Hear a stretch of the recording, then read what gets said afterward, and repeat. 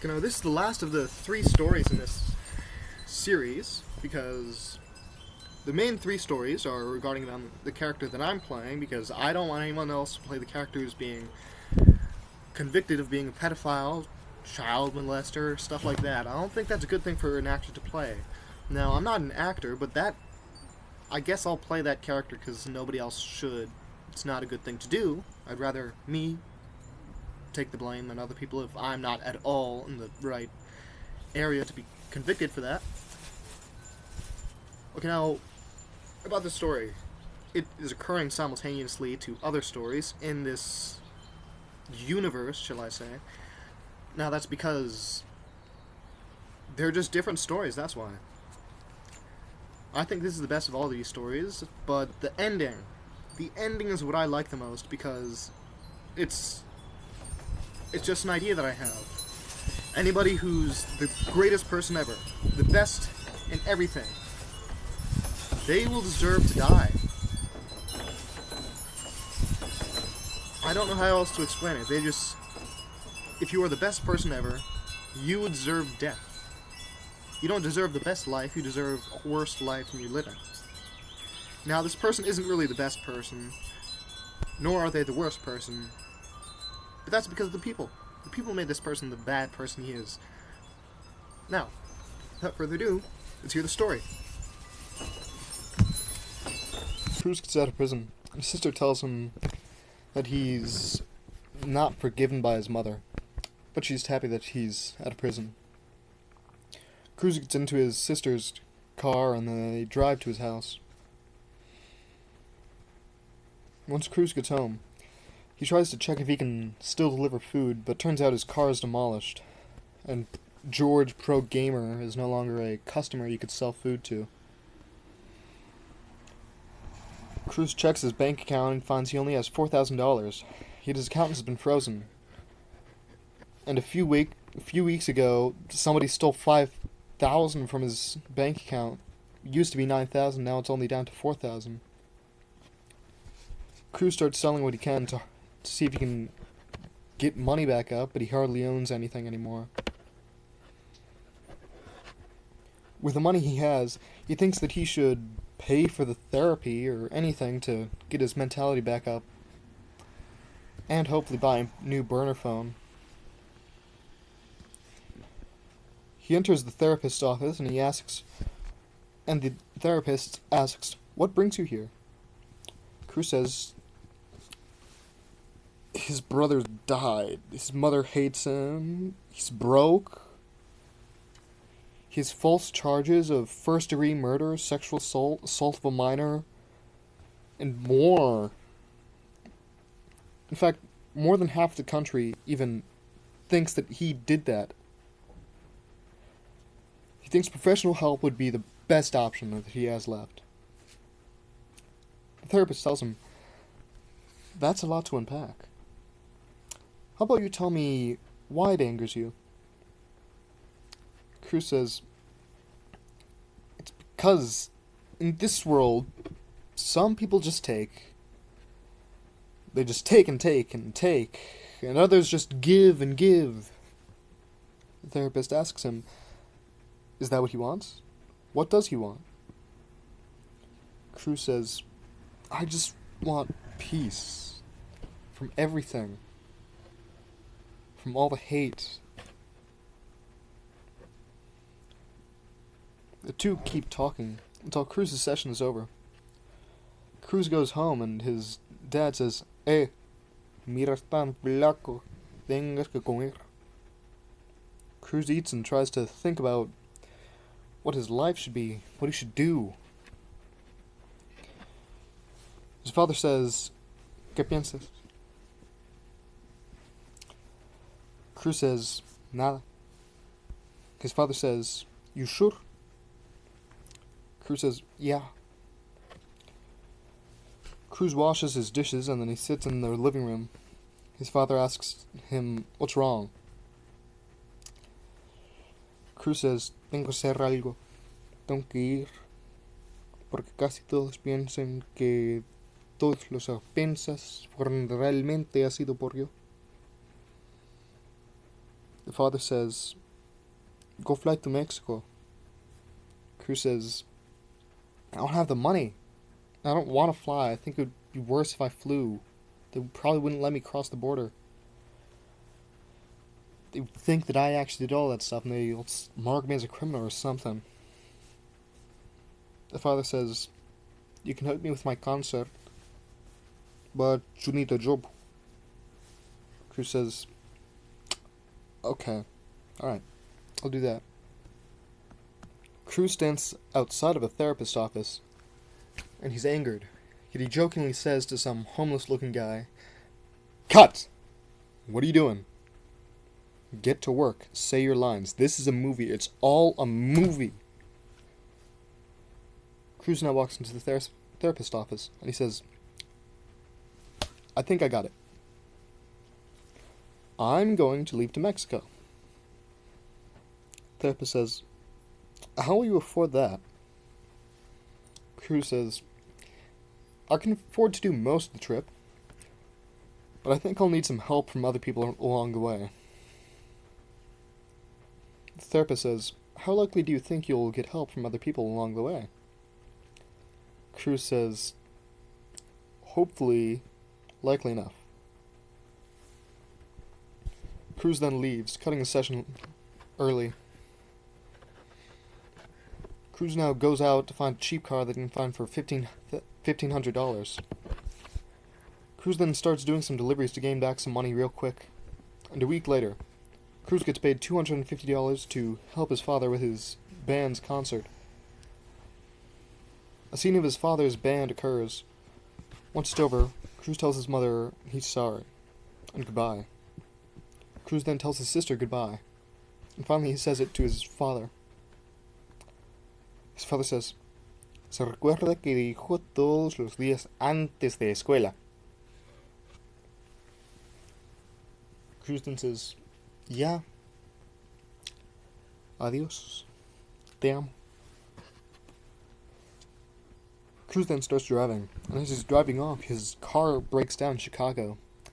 So he has a quick pit stop at a repair shop. Cruz is told that the repair would be $1,000. Cruz pays it and notices he's now down to his last $2,000. As Cruz is waiting, he passes by a drunk man on the side of a bench of a hospital park. Cruz has many thoughts going through his mind. Mainly, why would you be passed out outside of a hospital? Cruz then buys a room at a hotel. For the next day, waiting for his car to be fixed tomorrow. Cruz gets up and goes back to the car repair shop and see if his car is fixed. Cruz then finds that it's fixed and he pays the amount, making sure it's fully done.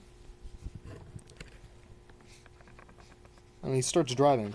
As he's driving, he goes off to Missouri, and he's really hungry as he did not eat yesterday. So he now buys food at a diner. Well, in the diner, he finds most of the people looking at him. So Cruz heads to the restroom, trying to hide from other people. Cruz then gets a call on his phone. It's his father. His father tells him, tengo un amigo en Arkansas que maneja un autobús y él dice que casi nadie usa el bus esta semana. Entonces, mi amigo puede ayudarte a ir al Texas." Cruz then notes down the address of where he's supposed to go, and then he leaves the restroom. Cruz then takes his food to go and notices his car is now vandalized. As Cruz checks his car, he sees that his gas must have been siphoned as well, so he starts to buy some gas at a pump from a gas station nearby. Prices are higher than he thought, but he still pays it. As Cruz enters the gas station, he checks for food, just so he can get some food for the road, hopefully. And then as he enters, he finds that the gas station owner points a gun right at him and tells him to leave. Cruz then starts his car, and he drives to Arkansas. And as he's in Arkansas, he stops at Batesville. He gets really hungry. So he buys food from a Walmart. He then gets out of the store and sees his car must have been stolen, as it's not where it was before. Somebody stole it. Cruz walks around in search of a ride, but he finds no luck. Until some rich-looking guy in a car says, "Are you alright, sir?" Cruz asks the man if he can get a ride. The guy lets him in his car. The guy says his name is George. Cruz says, "Well, basically everyone knows who I am, so I don't think I need to tell you my name." George asks, where would Cruz like to go?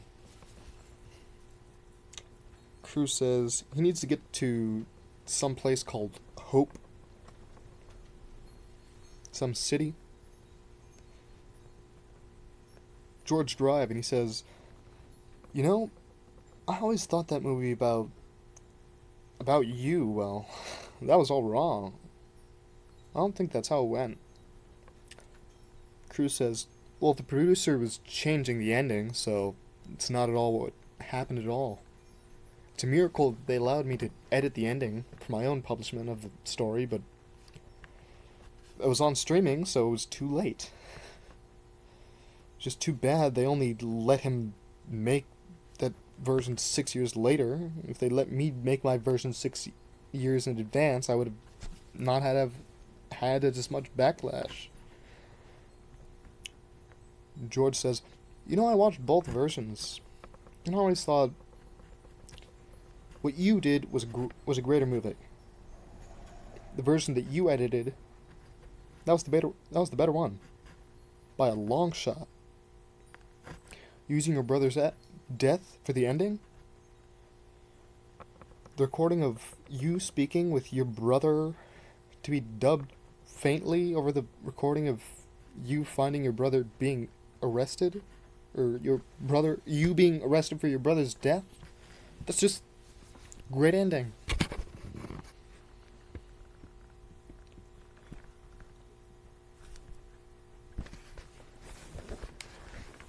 Cruz says, "What does it mean to you? Huh? Why do you have to bring this up?" George says, "I had a great change in my life. Where I was once feeling suicidal, but thankfully, help. One single person, not a therapist, a normal guy, brought me out of nowhere. He helped me. Whether you knew it or not, we both went to the same school. Class of 28. Cruz asks, "So what's your excuse driving me to Hope?" George says, "I have a funeral to go to. The same man I just told you about. The one who brought me out of those thoughts. He saved me from being, well, killing myself, basically. I was killing myself slowly. That man saved me. I'm simply going to his funeral. He's a good friend." Cruz gets out of George's car, and he thanks him for the trip, and wishes him luck at the funeral. Cruz now walks the rest of the way to find the bus stop. He then boards the bus. The driver asks him if he's Cruz. Cruz says, "Yes," and he gives the driver the money. The driver discounts the ticket, and he says, "You know, my father owes your father, my father owes your father a favor. I'll tell him this counts as payback." Cruz says, "So how do you know my father? Or how do our fathers know each other?" The driver says, "I'm Martin Gonzalez. Your father helped mine get to the north, get to America." Cruz asks the driver, "Who's the others on the bus? Who are all these other people?" The driver says, "Just bums. They need to go to Texas, so I'll take them there." After a long pause, the bus driver says, So it looks like our fathers never got what they wanted. Cruz asks what the driver means. The driver says, "Our fathers left Mexico to give their children better lives. But as it seems, you don't quite know how to speak Spanish. I don't have the best job, and your life is a mess." The driver asks, "Cruz, why does it seem you don't know a lot about your father, huh? It seems like you don't know much about him." Cruz says, "Well, I was always around my mother more. She talked more. I never really got to talk with my father. Or at least when he was around, he was drinking with his friends, and I wasn't really talking with him." Driver nods and asks, "So he's a drinker. Did that affect anything about it?" Cruz says, "Well, yes, but though he was usually with his friends, it was mostly that he didn't choose to talk to his father. Probably could have, but, you know, it's his own thing." Cruz arrives at El Paso, Texas, so we get off the bus. Cruz then searches around until he finds a room that he can buy at a hotel. So then he sleeps. The next morning, Cruz stops at a bar where he finds some rednecks. They ask, "What's his deal?" Cruz tries to ignore them, but they keep taunting him. Cruz leaves the bar, then he starts walking to the next location he's supposed to get to. But he gets cornered by the rednecks, and they say, "Look, we have the pedo Mexican. You know the world will thank us for stopping such a bad man. You should have been sent to jail for doing what you did to those girls." Cruz says, "That never happened. People just keep framing me for things that I never did. I haven't done any of that." The rednecks say, "No, you're a bad man. God knows you lie. You're a sinner, and I send you where you belong, to the world down under." Cruz tries to tell the rednecks to not do what they're gonna do. The rednecks proceed, and one points their gun. Then the gun is now pointed at his head as the other rednecks start jumping him. The one with the gun says, "You know, ICE really should have sent all their agents to find people like you. You crossing the border, and that's why we can't have your kind here. At least I'm proud I get to do what I'm gonna do, 'cause I get to be the hero." The redneck with the gun shoots him, then says, Oh my. That's my mistake. That was birdshot." The redneck stands up, and he now points his gun again. "Any last words, sinner?" Cruz tries to talk, but his coughing won't stop. They hit him in the throat so he won't be able to stop coughing. He can't say anything. The redneck says, "All right, no words. Here we go." Cruz gets shot. Blood splattering everywhere. His head blown to bits. Face all gone. A song ensues, with a message from the spirit of Cruz. "I've always hated that I don't fight back. But I never really was one for holding a grudge. I forget what people did since I know they had some reason behind it. I don't want them to be blamed for anything they did. But I think I know the truth now. I should have left myself shouldn't have let myself date either. Maybe that could have prevented it, you know? All of this. Truthfully. When alive, I thought it was all the world that makes lives bad. This world is just the weird backdrop that destroys people's lives. But in death, I now know. It's only people. People ruin lives. If only it wasn't me. If only I could imagine what it would be like in a life where I never had any of this happen. A life where I was at peace. Even in death, I'm not at peace. I'm just here. Okay, now I would like to say, not my best story, not my worst story. I just think that one needed to be done. I needed to end off the character's story. Because what else is there left for this guy? He's going to do the same thing over and over again until he learns to change.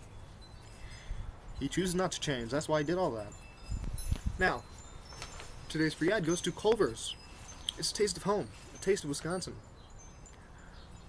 Better food than McDonald's. Taste-wise. Hands down.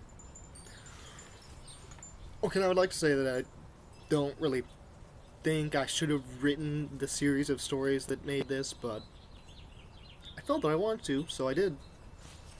Anyways, that's all. So, since it never ends, let the show begin.